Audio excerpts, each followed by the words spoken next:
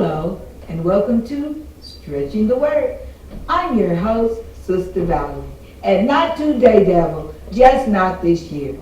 Today we're going to talk about a word, defiled. Well, defiled is the opposite of pure.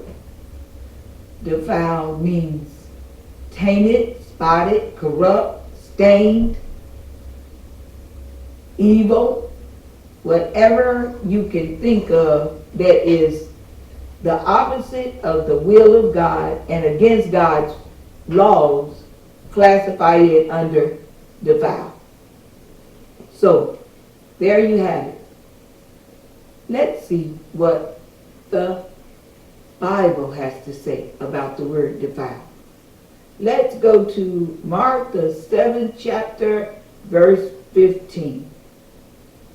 And it says, "There is nothing outside the man which going into him is able to make him unclean.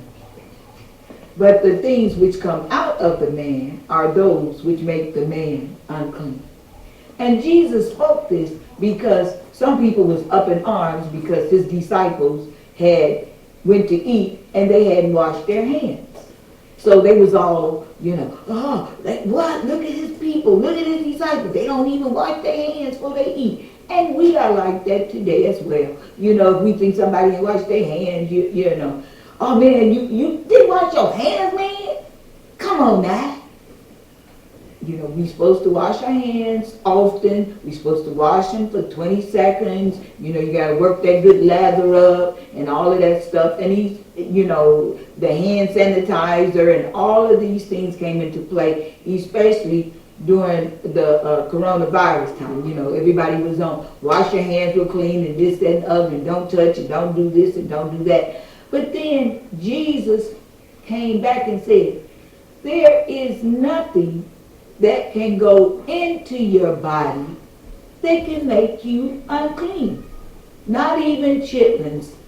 They can't make you unclean. So it's what's inside of you that comes out of you that reveals that you are defiled.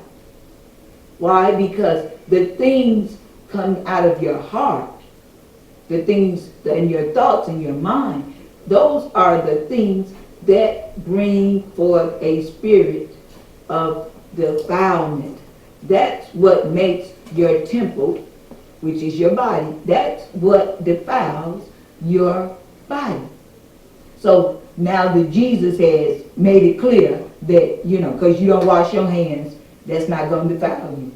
So I think, he has the greater authority on what defiles you rather than the Board of Health. So keep that in mind. But let's go on over to, let's see, I think it's Matthew, the 15th chapter. Let's see. Bear with me here.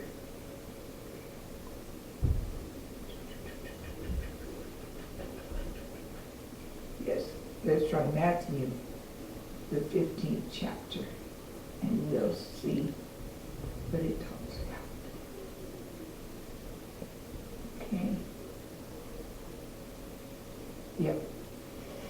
Then there are 13 things that defile a man or a woman, as you would say. And right now, I can't find them, but I can tell you some of them.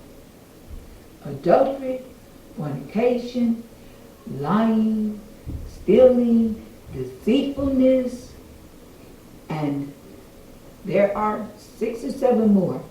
And I remember on the list, it even said foolishness. And when I read that foolishness, I was like, wow, that's deep. Because at some point in time, we all have been a partaker of foolishness. So because of all of these things that come out of us, and murder, definitely murder, all of these things that come out of us cause us to be defiled. They are evil things that are against the will and the law of God. So therefore, you say, well, I don't want to be defiled. Though none of us want to think that, we tainted and corrupt on the inside.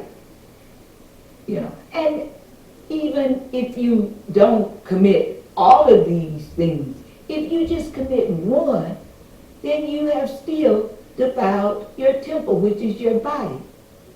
It's like you got a white suit or a white dress or something, anything white, and your gym shoes, it has gotten better now, but a couple of years ago, man, if you look like you wanted to step on a person's whites, as they called them, you didn't want to do it because it was going to be a problem.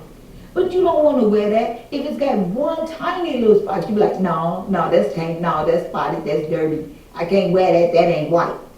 So we want our temples to be white on the inside. So how do we keep them white on the inside? Because we do a daily washing of the water of the Word. We take the Word every day, and we examine ourselves by the Word of God to make sure that we have no evil within us. So remember, stay clean. Don't be defiled. Use the Word of God.